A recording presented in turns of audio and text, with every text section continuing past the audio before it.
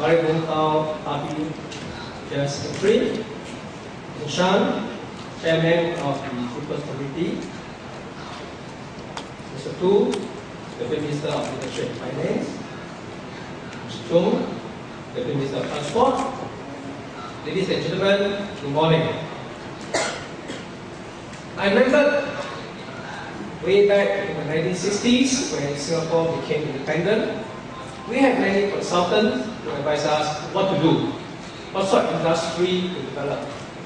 So one consultant came, spent 1 week looking around, and recommended a report to say that we should develop a leather tanning industry. The rationale is that we consume a lot of pork, so we could have a leather tanning industry making use of the pork skin. But unfortunately, the consultant didn't realize that we Asians eat the pork skin. So there's no more raw skin to make leather tanning industry. With that in mind, I'm not here to recommend things to you in Vietnam, but more to share the experiences I had in Singapore to make use of the concept and adapt to your local situation. So here, I'm sharing with you is how we develop Singapore as a logistics and maritime center.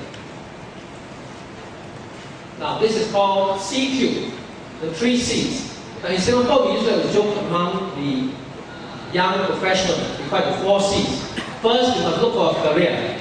Next, you must have a credit card. Third, you must have a car. And lastly, you must have a condominium.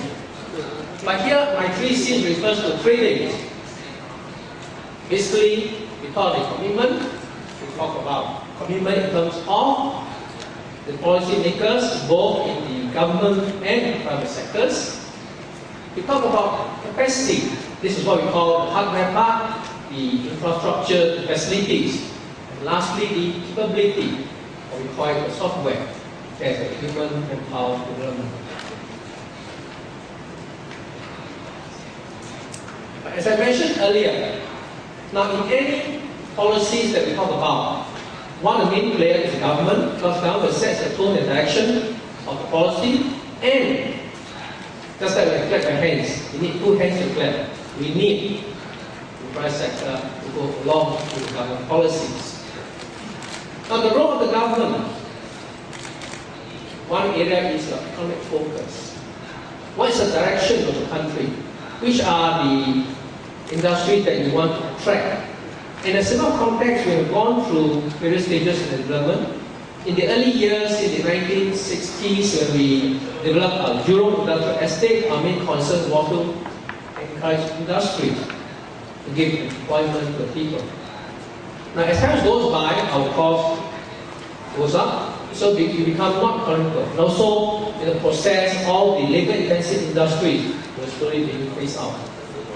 Then progress to the next level. And now currently, our main focus is more into the high-tech industries, areas like pharmaceuticals, life sciences, petrochemicals, etc. And of course, the role of the government is to build infrastructures. In a lot of situations, the private sector may not be willing to invest in multi-million dollar projects. We got some assurances from the government that you are equally committed to the government. So the government plays a important part in building the basic infrastructures. And in our case, the government came in with various schemes, incentives to attract companies to develop what we have today. Now here are some examples of the schemes that we have in place, but the government will help companies grow their business. We know that as far as business is concerned, their main concern is, what is it for me? I have answered to my shareholders in terms of the bottom line profit.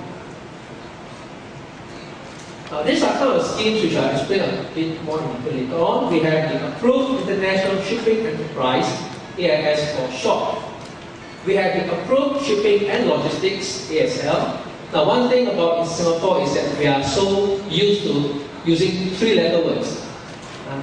These are all the acronyms that we use to shorten the process.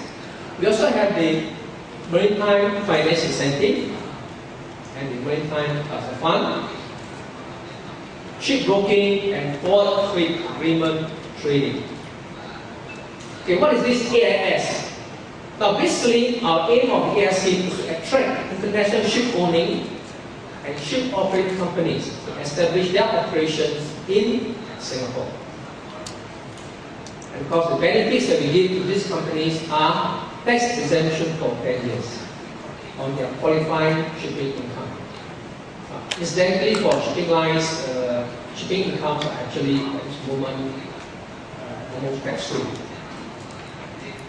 Eligibility is that as far as you are an international shipping company with established worldwide networks, a strong track record, and your business plan demonstrates that you want to commit your operations to Singapore, you apply for the AIS scheme.